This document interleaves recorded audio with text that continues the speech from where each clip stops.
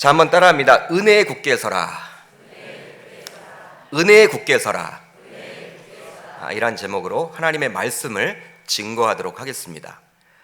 오늘은 2020년도 첫 주일로서 우리는 이곳에서 신년 감사 예배를 하나님에게 드리고 있습니다. 또 금년도 우리 교회 표가 무엇입니까? 여기 여러분 딱 있겠죠? 무엇입니까? 주님께서 피로 사신 교회예요. 즉 교회는 이 세상의 어떠한 조직과는 달리 주님께서 친히 희생을 감수하셨다는 사실이에요. 그러니까 피를 흘리셨어요. 이 교회를 세우기 위해서. 예수님께서 십자가에 달려 피를 흘리심으로 저와 여러분들은 구원을 받았습니다. 여러분 아멘입니까? 그런데 동일하게 예수님께서 십자가에 달려 피를 흘리심으로 바로 이 땅의 교회가 세워지게 된 거예요. 따라서 주님께서는 이 세상의 어떠한 조직보다도 교회에 관심이 있으세요. 여러분 세상에 나가보면요 굉장히 여러분 조직들이 많잖아요. 크게는 여러분 국가가 있을 것이고 뭐 기업이 있을 것이고 군대라는 조직도 있을 것이고 학교라는 조직도 있을 것이고 굉장히 여러분 많잖아요 조직이. 근데 오직 하나님께서는요 그런 데 관심이 있는 게 아니에요. 오직 여러분 자신이 핏값으로 세운 이 교회에 관심이 있다는 사실입니다. 즉 그렇기 때문에 주님은 교회를 바라보시면서도요 기뻐하시기도 하시고 근심하시기도 하세요. 교회가 건강해지면요 굉장히 주님의 입장에서도 기쁘겠죠. 그렇지만 이 땅에서 손가락질을 당하고 건강하지 못하게 되면요 주님의 입장에서도 근심을 하세요. 인격적인 하나님이신 그분께서 교회를 바라보면서 근심하신다는 사실이죠. 따라서 좋은 교회만 된다면 자연스럽게 주님을 기쁘게 할 수도 있는 것입니다. 그러기에 저와 여러분들은 우선 좋은 교인이 되므로 새해에는 좋은 교회가 되도록 힘써야 할 줄 믿습니다. 왜냐하면 교회는 건물이 아닙니다. 건물이 아니에요. 교회는 건물이 아니라 예수 그리스도를 믿는 성도들의 모임이기 때문이죠. 그렇기 때문에 저와 여러분들이 바로 교회예요. 저와 여러분들은 바로 계명교회입니다. 여러분 그걸 꼭 붙드시면 좋을 것 같아요. 교회 하면요 건물을 기억하시면 안 되고 예수 그리스도를 믿는 성도들의 모임이 바로 교회예요. 여러분들은 그렇기 때문에 뭐 사랑방에 대해서 어떻게 생각을 할지 모르겠지만 이 사랑방은요 굉장히 중요합니다. 사랑방의 모임은 여러분 누구 때문에 모이는 거예요? 예수님 때문에. 여러분 예수님 때문에 그 모임을 갖잖아요. 성도들의 모임입니다. 그렇기 때문에 여러분 이 주일 예배만큼 중요한 게 바로 이 사랑방 모임이란 거예요. 사랑방 예배라는 거예요. 왜냐하면 그것이 바로 교회이기 때문에. 따라서 우리가 좋은 교인만 된다면 자연스럽게 좋은 교회도 될 줄 믿습니다. 따라서 몇 주에 걸쳐서 이제 앞으로 우리가 살펴볼 거예요. 한번 따라합니다. 좋은 교회, 좋은 교인. 이런 시리즈로 어떻게 하면 좋은 교회가 되고 좋은 교인이 될 건가. 이제 새해를 맞이해서 시리즈 설교를 좀 할 겁니다. 그래서 한번 몇 주에 걸쳐서 한번 이 부분을 한번 은혜를 나누려고 해요. 여러분 세계적인 기독교 작가 가운데 필립 얀시라는 분이 계십니다. 필립 얀시 아마 들어보셨을 거예요. 기독교 작가인데요. 저는 여러분 그분의 사상에 대해서 모두 동의하는 건 아닙니다. 굉장히 유명하신 분이에요. 근데 그의 책은 대부분 우리나라에서도 번역이 됐는데 그의 책 가운데 하나인 놀라운 하나님의 은혜라는 책이 있어요. 바로 이 책인데요. 이 책은요 굉장히 여러분 베스트셀러입니다. 그러니까 우리 기독교 안에서만 베스트셀러가 아니라 이 불신자들도 한두 번쯤은 다 읽어보았을 만 그렇게 여러분 많이 팔린 책이 바로 이 책이에요. 그런데 이 책에 바로 다음과 같은 이야기가 나옵니다. 예전에 영국에서 비교 종교학회가 열렸다고 그래요. 비교 종교학회. 비교 종교학회는 무엇이냐면 세상에 여러분 종교가 굉장히 많죠. 그 종교를 비교하는 거예요. 한마디로 그 비교하는 학회를 이야기합니다. 많은 학자들이 한번 모여서 한 번은 이 기독교가 다른 종교와 차이가 뭐냐? 기독교의 독특성이 무엇이냐? 기독교만의 그 무엇은 무엇이냐, 그걸 가지고 논의를 했다고 그래요. 학자들이니까. 이때 한 학자가 이런 주장을 내놓게 되었습니다. 성육신이다. 신이 인간의 몸을 입고 이 땅에 온 성육신이야말로 기독교의 독특한 점입니다.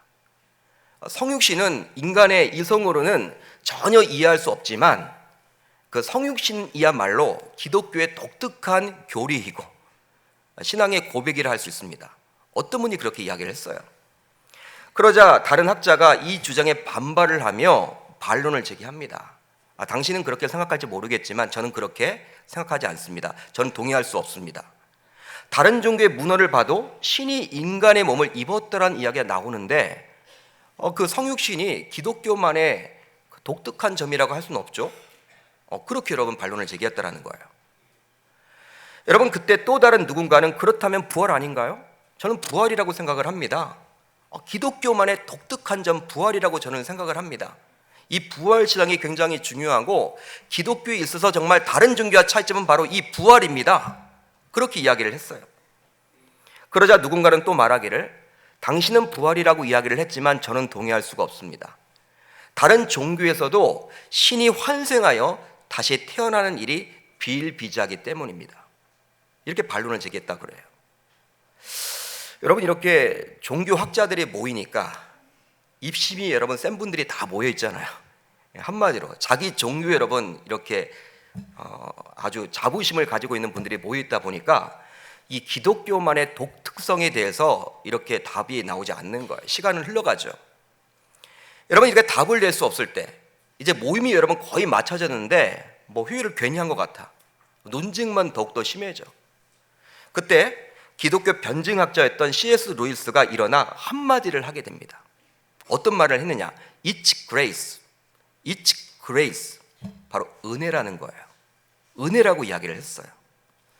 루이스가 지적을 했듯이 기독교가 타 종교와 구별되는 점은 바로 은혜라는 것에 거기에 참석한 모든 분들이 동의를 했다고 그래요. 즉, 받을 자격이 전혀 없는 사람들에게 일방적으로 베풀어 주신 그 하나님의 사랑과 호의, 그것이 바로 은혜라는 것이죠. 그렇게 그날 비교 종교학회는요, 기독교만의 독특성은 바로 은혜라고 결론을 내렸다고 합니다. 그렇습니다. 우리 기독교는요, 은혜를 빼놓고는 논할 수가 없어요. 은혜를 빼놓고는 논할 수가 없습니다. 그러게 당연히 기독교 신자들은 은혜를 받은 자들이라 할 수 있겠죠. 따라서 좋은 교회가 되고 좋은 교인이 되기 위해서는 하나님께서 베풀어 주신 그 은혜를 매일매일 기억하며 그 은혜 가운데 살아가야 할 줄 믿습니다. 그런데요, 신자라고 하면서도 하나님으로부터 받은 그 은혜를 우리가 잊고 지낼 때가 굉장히 많다라는 것이죠. 여러분, 입술로는요 다 은혜라고 이야기를 합니다. 은혜입니다, 은혜입니다, 은혜입니다, 은혜입니다. 여러분, 은혜라고 말은 많이 하는데 실제 삶을 보게 되면 은혜를 전혀 누리지 못한 것처럼, 받지 못한 것처럼 행동을 하더라는 것이죠. 그만큼 우리들은 그 하나님의 은혜를 놓치기가 쉬워요. 혹시 우리들 가운데 예수 그리스도를 하나님으로 믿는 신자임에도 불구하고 그 하나님의 은혜로 이렇게 교회에 나와 있습니다. 또 그 하나님의 은혜로 하나님을 알고 믿고 있습니다. 그 하나님의 은혜로 이렇게 교회에 나와 예배를 드린다는 그 사실을 지금까지 또 잊고 지내온 분들이 계시다면 오늘 말씀을 통해서 다시 한번 모든 것이 다 하나님의 은혜입니다. 모든 것이 다 하나님의 은혜입니다. 이렇게 고백하고 돌아갈 수 있기를 주님의 이름으로 축복합니다. 여러분, 오늘 말씀 안으로 들어가 보게 되면 베드로 사도는 하나님의 은혜를 잊고 지내온 저와 여러분들에게 이렇게 말씀을 해주고 있어요. 우리 한번 같이 읽어봅니다. 시작. 아멘. 너희는 이 은혜에 굳게 서라. 여기에 나와 있는 은혜에 굳게 서라. 굳게 서라. 어떤 여러분 의미일까요? 어떤 말일까요? 원어를 보게 되면요, 흔들리지 말아라, 그 말이에요. 흔들리지 않는 것을 말합니다. 예를 하나 들어보면요, 여러분, 강한 태풍이 몰려오게 되면요, 어떨 때는 나무가 뿌리채 뽑혀요. 제가 부산에서 이렇게 해운대 쪽에서 사역을 5년 하다 보니까요, 서울 경기권은 태풍이 여러분 거의 다 지나가잖아요. 그런데 이 부산은요, 직격탄을 맞을 때가 많아요. 근데 여러분, 제가 관찰을 해봤어요. 태풍이 올 때도 여러분, 저는 이렇게 나가서 보면요, 뿌리채 여러분 뽑히는 나무들이 굉장히 많거든요. 근데 동일하게 바람이 불었는데 어떤 나무는 뽑히고 어떤 나무는 안 뽑혀요. 여러분, 이거 어떻게 설명을 할래요? 어떻게 설명이 되겠습니까? 동일한 태풍을 만났어. 근데 어떤 나무는 뽑혔는데 어떤 나무는 안 뽑혀요. 여러분, 이건 어떻게 설명을 하시겠습니까? 여러분, 뿌리가 깊이 박혀 있는 나무면요, 잘 여러분, 어떤 바람이 불어도, 어떤 여러분 상황에 놓이게 되더라도, 어떤 환경에 놓이게 되더라도 잘 뿌리채 뽑히지 않는다는 것이죠. 그때 저는 깨달았어요. 야, 이런 뜻이구나. 지금 베드로 사도가 저와 여러분들에게 은혜의 굳게 서라라고 이야기했는데, 바로 상황에 따라, 환경에 따라 어떤 것들을 만나더라도 흔들리지 말라는 것입니다. 한마디로 쉽게 말하면 하나님이 모든 것들을 다 우리에게 주셨기 때문에 베풀어 주셨던 그 하나님의 은혜를 잊지 않고 놓치지 않고 지내라는 것이죠. 그런데 베드로 사도는 이것을 말하면서 아주 강한 어조로 지금 명령형으로 이야기를 하고 있어요. 한번 따라합니다. 은혜에 굳게 서라. 명령형입니다. 권면형이 아니에요. 권유형이 아니에요. 여러분, 삶 속에서 신앙으로 인해서 고난을 당하고 핍박을 당하고 손해를 보게 되더라도 하나님께서 지금까지 베풀어 주셨던 그 은혜를 잊지 말라는 것인데, 여러분, 한마디로 우리가 쉽게 잊기 때문에 우리 주님은 지금 베드로 사도를 통해서 저와 여러분들에게 강하게 명령하고 있는 거예요. 흔들리지 말라고. 쉽지 않다는 것이죠. 쉽게 말하면 무엇이냐면요, 신앙을 가지고 세상과 타협하지 말라는 의미예요. 여러분, 어떨 때 우리가 은혜를 놓칠 때가 있을까요? 여러분, 어떨 때 우리가 은혜를 잊을 때가 있습니까? 어떤 환경을 만났을 때, 세상에서 어떤 환경을 만났을 때, 어떤 위기를 만났을 때, 신앙생활을 하다 보면 손해를 볼 때도 있고, 어떤 여러분 오해를 받을 때도 있고, 어떤 힘든 일을 겪게 되면요, 하나님께서 지금까지 베풀어 주셨던 그 은혜를 잊을 때가 많이 있는데, 그 고난 속에서도, 그 위기 상황 속에서도 하나님을 놓치지 말라는 거예요.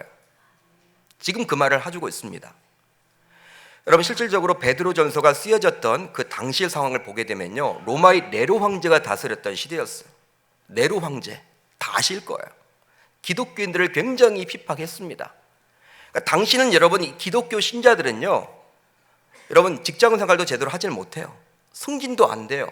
예수를 믿으면요, 잡아다 여러분 죽임당하는 그러한 환경이었어요. 예수 믿는다라고 우리가 여러분 이렇게 예배했듯이 이렇게 예배할 수 있지를 못합니다. 지하에 들어가서 숨어서 예배 드릴 정도로 굉장히 힘든 시기를 살았어요. 근데 그러한 상황 속에서 이제 기독교 신자들이 굉장히 그러한 위기 속에서 하나님을 놓치고 하나님을 떠날 수 있기 때문에 지금 베드로 사도는 하나님을 놓치지 말아라, 은혜에 굳게 서라, 그렇게 권면하고 있는 거예요. 여러분, 그렇지만 삶 속에서 베드로 사도의 이런 명령, 즉 은혜에 굳게 서라, 이걸 지켜낸다는 것은요, 결코 쉽지 않습니다. 결코 쉬운 일이 아니에요. 여러분, 해보셨죠? 여러분, 은혜를 놓치기 굉장히 쉬워요. 우리는 삶을 살면서. 여러분, 그렇다고 해서 베드로 사도의 이런 명령에 대해서 지레 포기해서야 되겠습니까? 여러분, 어떻게 생각을 하십니까? 하나님께서는 베드로 사도를 통해서 저와 여러분들에게 은혜에 굳게 서라고 명령을 하고 계시는데, 저와 여러분을 지키기 힘들다라고 해서 삶 속에서 안 지키고 사시겠습니까? 여러분, 이 말씀이 여러분 어떻게 우리들에게 다가와야 할까요? 포기해 여러분 해야만 옳습니까? 어떻게 하면 좋겠습니까? 하나님께서는 베드로 사도를 통해서 이 명령을 지킬 방법을 저와 여러분들에게 말씀해 주십니다. 바로 무엇이냐? 우선 은혜에 굳게 서려면 겸손해야 합니다. 한번 따라합니다. 은혜에 굳게 서려면 겸손해야 합니다. 오늘 보면 5절 하반절을 우리 한번 같이 읽어봅니다. 시작.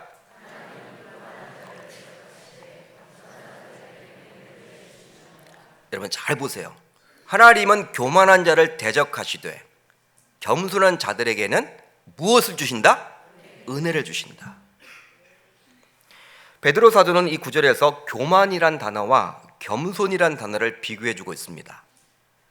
교만은요, 무엇일까요? 자신만이 최고로 여기는 마음이에요. 나만이 무조건 옳다라는 거예요. 즉 나 중심주의를 말합니다. 이 교만 가운데, 여러분, 이 교만 가운데는요 영어로 I가 있는 거예요. 영어 여러분 단어 I는 무엇입니까? 바로 나를 이야기하죠. 내가 있는 거예요. 즉 모든 죄의 중심에는요 내가 있습니다. 내 중심으로 하다가 어떤 범죄를 일으키고 하나님의 말씀을 어기게 되는 거예요. 여러분 예를 하나 들어보면 살인이 있다. 살인은 여러분 어떨 때 하게 됩니까? 내 욕심을 채울 때.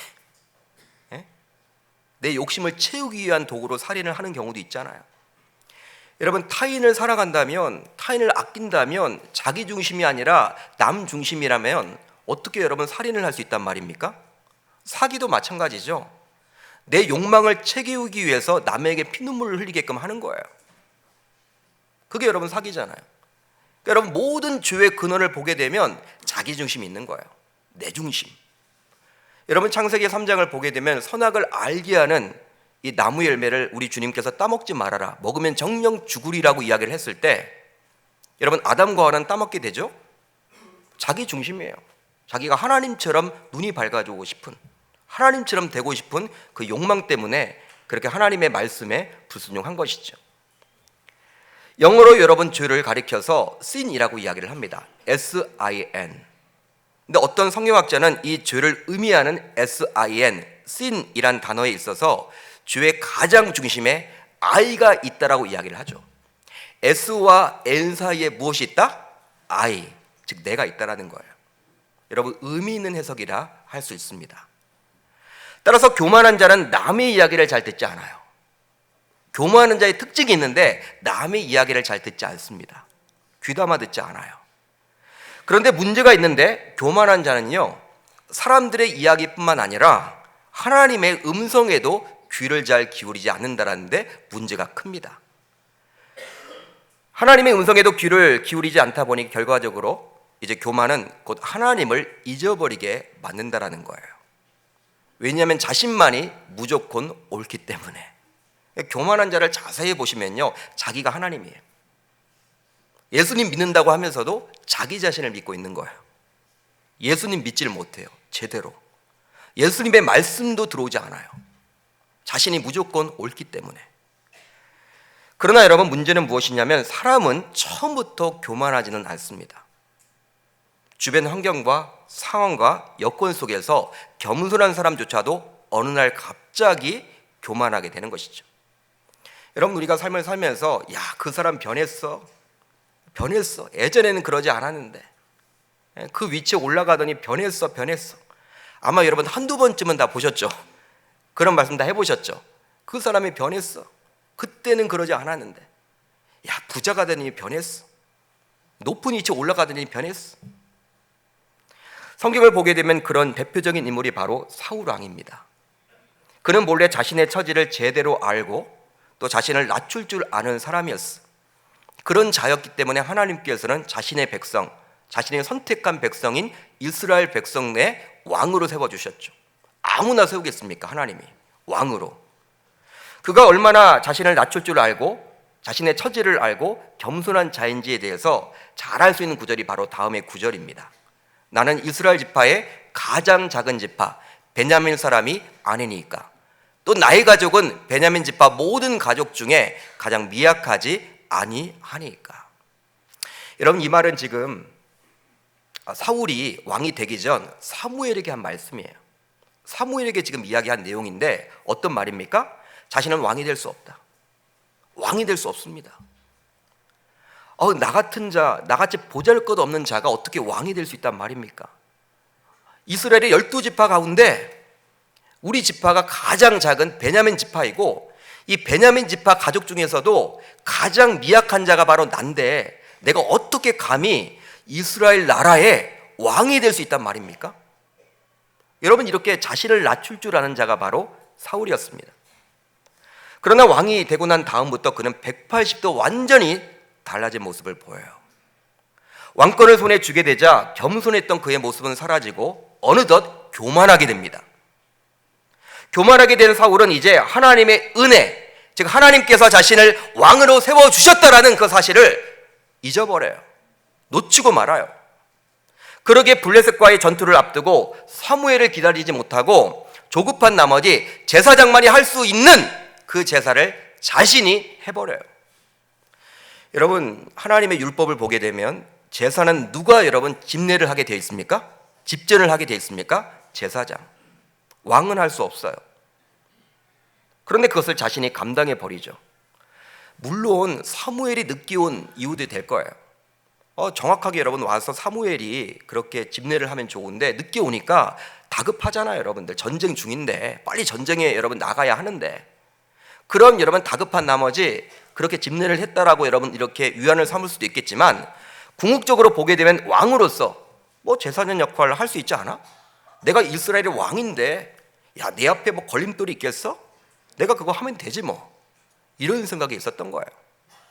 또 사울 왕은 아말렉을 진멸하라는 하나님의 명령에 온전히 순종하지 못하고 자신의 판단하에 아말렉 왕이었던 아각을 죽이지 않고 좋은 양과 소를 남겨둬요. 그 이유가 무엇입니까? 하나님 앞에 좋은 짐승을 가지고 예배하겠다라는 거예요. 제사 지내겠다라는 거예요.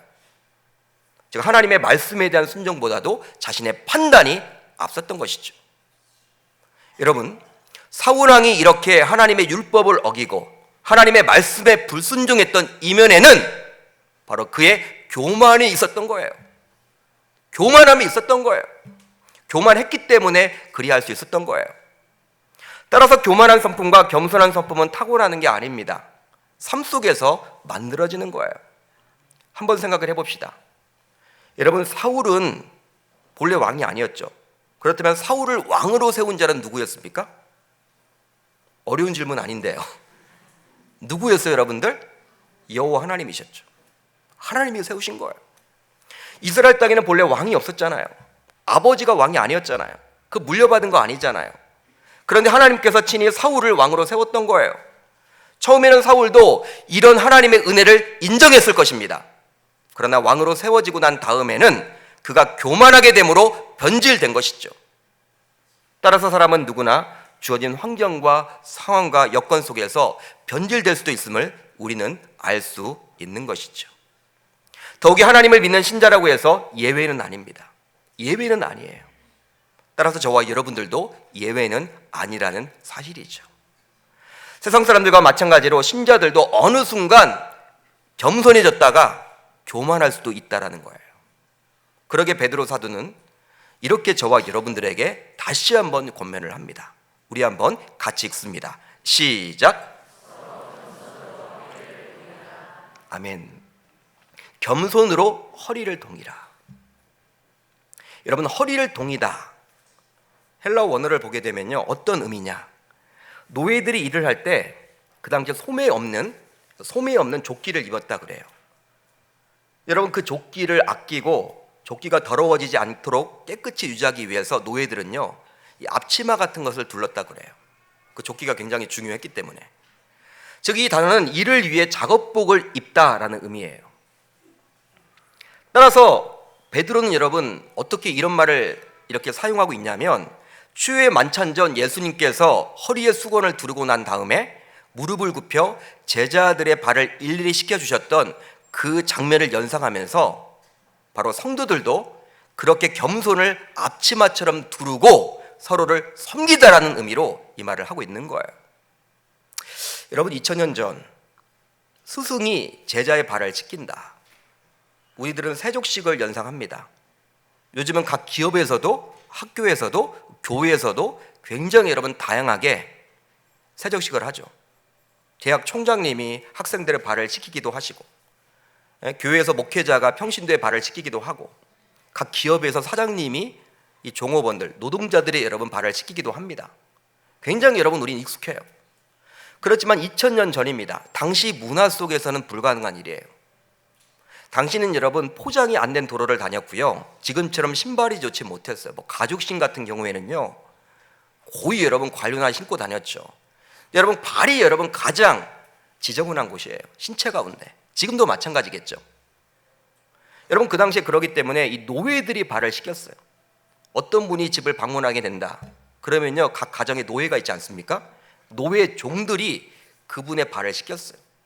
그런데 스승인 예수님께서 제자들의 발을 일일이 씻겼다라는 것은요, 여러분 아마 제자들의 입장에서도 큰 충격이었을 거예요. 큰 여러분 충격으로 다가왔을 거예요. 그렇기 때문에 바로 베드로의 뇌 속에 그 사건이 아직까지 남아 있어서 이 베드로전서를 기록하면서 그렇게 허리를 동이라 그 말을 지금 사용하고 있는 거예요. 즉 신자를 하더라도 평생 겸손하게 살아야 한다는 것은 결코 쉽지 않기에 베드로는 항상 예수님처럼 겸손을 앞지마 삼아 살아가라고 저와 여러분들에게 말씀해주고 있습니다.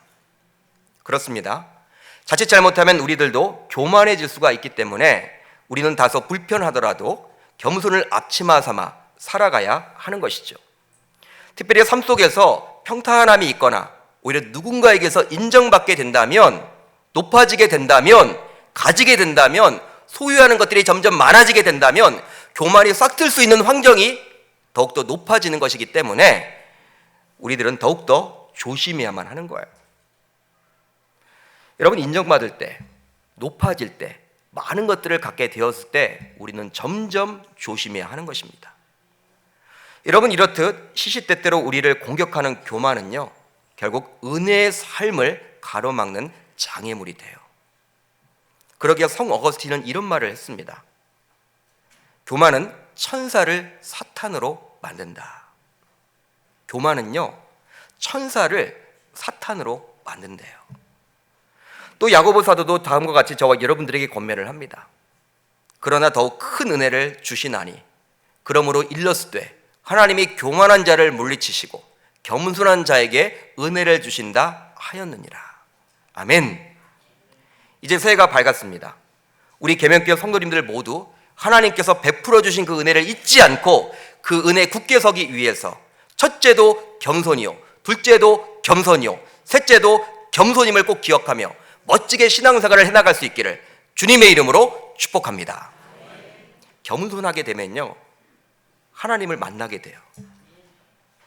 그리고 하나님의 은혜를 기억하게 됩니다.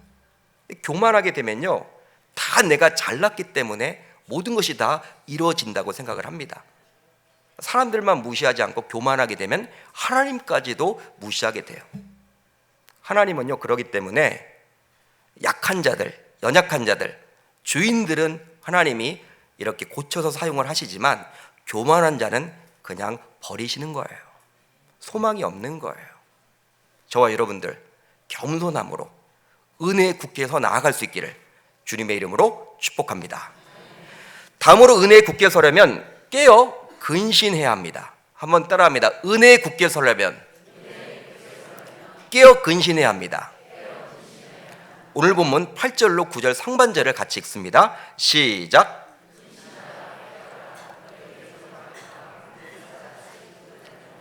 너희는 믿음을 굳건하게 하여 그를 대적하라. 아멘. 베드로는 영적으로 깨어있는 것이 얼마나 중요한지를 말씀하고 있어요. 베드로가 이렇게 말하는 이면에는 자신의 체험적인 것이 있습니다.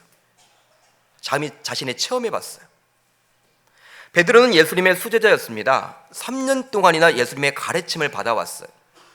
우리들은 요즘에 제자 훈련 각 교회마다, 우리 교회도 이제 제자 훈련을 하겠지만, 제자 훈련은 여러분들 이렇게 하는데 제자 훈련의 원조는 바로 예수님이셨어요. 그 제자들을 직접 먹고 마시면서 3년 동안 데려다니면서 훈련을 시켰어. 그런데 예수님께서는 잡히시기 전날 밤 추후의 만찬 석상에서 제자들에게 이렇게 말을 합니다. 야, 너희들, 나는 이제 십자가에 달려 죽게 돼 있어. 나를 잡으러 오는 사람들이 있을 때 너희들은 다 도망갈 거야. 너희 제자들 다 도망갈 거야, 나를 놔두고. 그런 말을 합니다. 그때 여러분 베드로는요, 화를 내요. 아니 예수님, 제가 도망간다고요? 여기 있는 야고보, 요한 다 도망가더라도 저는 예수님 따를 거예요. 저를 믿으세요. 저를 믿어주세요. 저는 예수님과 함께 할 거예요. 끝까지 예수님 사랑하고 예수님 붙들고 예수님과 함께 할 거예요. 예수님 놓치지 않을 거예요. 여기 있는 제자들이 다 아마 도망갈 거예요. 이런 예수님의 말씀에 베드로가 그렇게 이야기를 하자 바로 베드로에게 예수님은 또 이렇게 이야기를 합니다. 야, 내가 끝까지 나를 따라온다고? 웃기지 마라. 웃기지 마. 나 안 믿어. 예? 닭이 울기 전에 내가 3번 나를 부인할 거야. 예수님은 그렇게 이야기를 해요. 이런 상황 속에서 이렇게 베드로와 예수님이 대화하는 과정 가운데 예수님께서는 베드로에게 다음과 같이 아주 중요한 말씀을 하십니다. 우리 한번 같이 읽습니다. 시작. 시몬아 시몬아 보라 사탄이 너희를 밀가부르듯 하려고 요구하였으나. 이러면 이게 어떤 말일까요, 여러분? 시몬아 시몬아 보라 사탄이 너희를 밀가부르듯 하려고 요구하였으나. 밀가부르듯 한다. 이 구절을 유진 피터슨 목사님의 메시지 성경을 통해서 보게 되면요, 다음과 같이 해석이 가능해요. 시몬아 방심하지 말아라. 사탄이 밀에서 결을 가려내듯이 너희 모두를 내게서 떼어놓으려고 안간힘을 썼다. 따라서 주님께서는 사탄의 유혹이 있기 때문에, 사탄이 유혹하기 때문에 반드시 영적으로 깨어 있어야 함을 지금 베드로에게 말해주고 있는 거예요. 너 깨어 있어야 돼. 여러분, 이 말만 한 게 아니에요. 이제 예수님께서 최후로 마지막 기도를 하기 위해서 겟세마네 동산에 올라갑니다. 그때 베드로에게 다시 한번 말씀을 해주십니다. 베드로에게 말씀하시되 시몬아 자느냐, 내가 1시간도 깨어 있을 수 없더냐, 시험에 들지 않게 깨어 있어 기도하라. 그렇습니다. 주님께서는 자신이 누구보다도 아꼈던 수제자였던 베드로에게 아주 중요한 말씀을 해주고 있는 거예요. 한마디로 무엇입니까? 사탄의 유혹이 있기 때문에, 사탄이 우리를 유혹하기 때문에 우리는 깨어 있어야 돼. 영적으로 깨어 있어야 돼. 바로 사탄이 아주 교묘히 유혹하기에 영적으로 깨어 있어야 한다라고 지금 말해주고 있는 거예요. 그러나 베드로는 어떻습니까? 영적으로 깨어 있으라는 주님의 말씀에 순종하지 못하다가 결국 주님이 말씀하신 대로 닭이 울기 전에 3번씩이나 부인하고 말아요. 그대로 여러분 이루어집니다. 그걸 여러분 깨닫고 나서 이 베드로가 여러분 대성통곡을 해요. 엉엉 울어요, 여러분. 여러분 자신의 인생에서 이런 아픔을 겪었던 베드로였기 때문에 베드로전서를 마무리하는 시점에 반드시 영적으로 깨어 있어야 함을 저와 여러분들에게 말씀해주고 있는 거예요. 그런데요, 이 일이 중요한 이유는 사탄의 활동이 여전히 우리들에게도 유효하기 때문입니다. 여러분, 베드로에게만 주신 말씀이 아니라 그러기 때문에 하나님께서 저와 여러분들에게 동일하게 주신 말씀이에요. 여러분, 베드로 당시 로마 시대, 로마 네로 황제가 그렇게 백성들을 핍박하고 하나님을 믿는 사람들을 잡아다 죽였던 그 시대에만 사탄이 역사한 것이 아니라 2020년대를 살고 있는 지금도 동일하게 사탄은 우리들을 유혹하기 때문에 저와 여러분들에게 동일하게 주신 말씀이란 거예요. 그렇기 때문에 우리도 꼭 기억해야만 하는 것이죠. 그런데 이런 사탄의 유혹과 관련된 설교를 듣고 있고 말씀을 듣게 되면요, 몹시 비합리적인 것처럼 느껴지기도 하고 또 두렵기도 합니다. 사탄은 과연 존재합니까, 여러분? 전혀 대답이 없으세요. 사탄은 여러분 존재합니까? 이런 질문에 결코 존재하지 않는다라고 말하는 분들도 있고, 존재하기 때문에 너무나 두렵다, 너무나 무섭다, 우리가 어떻게, 사탄이 무서운데, 이렇게 반응하는 분들도 있어요. 그런데 이런 두 부류 모두 비성경적입니다. 성경은 그렇게 말하고 있지 않아요. 우선 성경은 분명히 사탄의 존재에 대해서 말을 해주고 있어요. 마귀의 관계를 능히 대적하기 위하여 하나님의 전신갑주를 입으라. 우리의 씨름은 혈과 육을 상대하는 것이 아니요 통치자들과 권세들과 이 어둠의 세상 주관자들과 하늘에 있는 악의 영들을 상대함이라. 여기에 나와 있는 마귀의 관계, 악의 영, 바로 사탄이죠.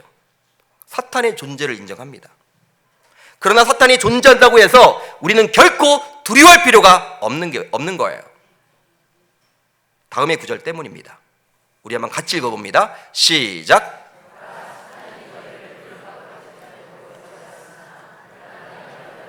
내 믿음이 떨어지지 않기를 기도하였습니다. 여러분, 얼마나 멋진 말입니까? 예수님께서 지금 베드로에게 하신 말씀이에요.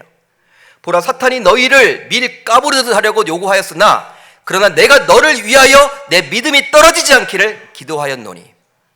우리 주님이 중보기도 해주신대요. 누구를 위해서? 사탄의 유혹을 받는 저와 여러분들을 위해서. 그렇기 때문에 주님은 저와 여러분들의 편입니다. 한번 따라합니다. 주님은 나의 편. 나의 편이에요, 나의 편. 따라서 우리는 이러한 영적 전쟁을 이식하며 항상 근심함으로 끼어 있으면 되는 거예요. 끼어 있기만 하면 되는 거예요. 그 결과는 누가 책임져 주십니까? 바로 주님께서 책임져 주십니다. 사랑하는 성도 여러분, 우리가 영적으로 끼어 있지 못해서 사탄의 유혹을 받아 넘어지게 되면 결과적으로 우리는 어떻게 될까요? 이 부분을 생각해 봐야겠죠. 우리가 깨어 있어야 하는데 깨어 있지 못해 가지고 사탄의 유혹에 넘어갔다. 그럼 저와 여러분들에게는 어떤 일이 생길까요? 바로 우리는 사탄에게 믿음을 빼앗기게 됩니다. 이 문제가 큰 거예요, 여러분. 믿음을 뺏겨요. 너희 대적 마귀가 우는 사자같이 두루 다니며 삼킬 자를 찾나니 너희는 믿음을 굳건하게 하여. 잘 보세요, 여러분. 너희는 믿음을 굳건하게 하여. 지금 베드로 사도는 사탄 이야기를 하다가 갑자기 저와 여러분들이 뭘 하라는 거예요? 믿음을 굳건하게 하래요. 바로 사탄은 우는 사자와 같이 두루 다니며 삼킬 자를 찾습니다. 그리고 삼킬 자를 찾아서 그에게서 무엇을 뺏는다? 믿음을 뺏는다라는 거예요. 그렇게 되면 그 사람은 이제 믿음의 사람이 되는 것이 아니라 교회는 열심히 다니지만 비신자가 되는 거예요. 그러다가 교회까지 떠나게 되는 것이죠. 결과적으로 지금까지 받아왔던 그 하나님의 은혜도 잊어버리게 되는 거예요. 하나님 믿지 않게 되는데, 믿음이 떠나갔는데 하나님의 은혜가 어디 있습니까? 은혜를 놓치고 살아가는 거예요. 수십 년을 여러분 교회 다녀도 사단이 여러분 믿음을 빼앗아 가버리면요, 그 사람은 하나님의 은혜를 인정치 않습니다. 이게 여러분 무서운 거예요. 그러기에 사탄의 유혹을 받는 사람마다 감사 대신에 불평과 불만을 내뱉게 되고 긍정적인 생각보다는 부정적인 생각을 갖게 되는 거예요. 따라서 이렇게 생각을 해보시면 됩니다. 나 자신을 여러분 돌이켜서 한번 이렇게 생각해 보시면 돼요. 자꾸 나에게서 믿음을 떠나게 하는 환경이나 여건이나 상황, 그리고 사람들이 생긴다면 우리는 반드시 영안을 가지고 그 상황을 보실 수 있기를 바랍니다. 여러분, 영적인 눈이 떠져야 하는 거예요. 여러분, 사탄은 우리에게서 다른 데 관심이 없어요. 저와 여러분들은 눈에 보이는 것들, 외모에 관심이 있고 아파트 평수에 관심이 있고, 사람들은 다 그렇잖아요. 여러분, 신자라고 해도 눈에 보이는 것들, 야, 그 사람 아름다워, 그 사람 어디 아파트 산대, 그 사람 어떤 차를 타고 다닌대, 그 사람 자녀들이 무엇이 돼. 사탄의 관심은요 오직 우리의 믿음이에요. 우리의 믿음을 흔들려고 하는 거예요. 이름을 뺏어가려고 하는 거예요. 여러분, 사탄이 우리들이 여러분 몇 평 사는 거 그런 거 관심 없습니다. 예? 그렇기 때문에 여러분 믿음을 떠나게 하는 환경들이 있잖아요. 주변을 보게 되면 그런 상황에 놓이게 되잖아요. 그런 여건에 처하게 되잖아요. 그런 사람을 만나게 되잖아요. 그러면 여러분 우리가 어떻게 해야 돼요? 영안을 가지고 그런 환경을 보시고 그런 여건을 보시고 그런 상황을 보시고 그 사람을 보실 줄 알아야 하는 거예요. 왜냐하면 환경이나 상황이나 여건 그리고 사람으로 가장한 사탄의 유혹일 수도 있기 때문입니다. 그렇기 때문에요, 사탄은요 이 불신자들에게는 역사 안 해요. 교회를 다니기 시작할 때, 신앙을 좀 잘하려고 할 때, 그때 여러분 역사를 하는 거예요. 그때 우리가 여러분 신앙생활을 제대로 하지 못하도록 간섭하고 막는 거예요. 따라서 새해부터는 날마다 기도하고 말씀을 가까이 하는 가운데 하나님을 만남으로 반드시 영적으로 깨어있겠노라고 다짐하고 결단하는 저와 여러분들이 다 되시기를 주님의 이름으로 축복합니다. 이제 말씀을 정리하고자 합니다. 이 세상에는요 시스템으로 움직이는 교회가 있어요. 어떤 교회를 가보면 시스템이 너무나 좋아. 이야, 어떻게 이렇게 물 흐르듯이 시스템이 굉장히 좋은 교회가 있어요. 또 어떤 교회는요 행정이 강한 교회가 있어요. 행정이 너무나 강해. 또 어떤 교회는요 화려한 건물과 시설 등을 자랑하는 교회들이 있어요. 이야, 여기가 교회야, 백화점이야, 너무 좋아. 또 어떤 교회는요 유명 인사들이 다녀요. 막 연예인들만 있어, 선남 선녀만 있어, 정치인들만 있어, 거물급이 다 다녀. 그리고 어떤 교회는요 효율성, 합리성으로 무장하여 운영되는 교회도 있어요. 굉장히 여러분 효율성, 합리성 그걸 따져요 막. 그러나 성경적으로 좋은 교회, 건강한 교회가 되려면 가장 우선적으로 하나님의 은혜가 있어야 하는 거예요. 그리고 그 하나님의 은혜로 운영되어야 하는 것입니다. 왜냐하면 하나님의 은혜가 있게 되면 어떻습니까? 사랑이 넘쳐요. 용납이 있어요. 용서가 있어요. 서로 간에 이해가 있기 때문입니다. 그러기에 우리 계명교회도 하나님의 은혜로 운영되는 교회가 되어야 될 줄 주님의 이름으로 축복합니다. 그 하나님의 은혜에 굳게 선 교회가 바로 좋은 교회요, 그 하나님의 은혜로 굳게 선 성도가 바로 좋은 성도가 되는 거예요. 그러기 위해서 우리는 무엇보다도 겸손하고 깨어 근신함으로 신앙생활을 해나가야 할 줄 주님의 이름으로 축복합니다. 여러분, 두 가지만 기억하세요. 새해에는 내가 겸손하게 살겠다. 항상 끼어서 근신하며 영안을 가지고 바라보겠다. 이 두 가지만 갖게 된다면 우리는 하나님의 은혜 안에 굳건하게 뿌리 박혀서 살아가게 되리라 저는 믿습니다. 어떤 태풍이 불더라도, A급 태풍이 불더라도, 어떤 위기를 만나게 되더라도, 내 신앙을 흔들려고 사단 마귀가 그렇게 법석을 떨지라도, 직장에서 힘들어지고 삶이 공고해지고 어떤 위기야 어떤 어려움이 닥치더라도 우리는 은혜가 여러분 깊이 뿌리 박혀 있어서 그 위기를 극복해 나가고 항상 은혜 가운데 거하게 되리라 저는 믿어요. 우리 교회는 은혜가 넘치면 좋겠습니다. 우리 계명교회는 은혜로 움직이는 교회가 되었으면 좋겠습니다. 그렇게 될 줄 주님의 이름으로 축복합니다.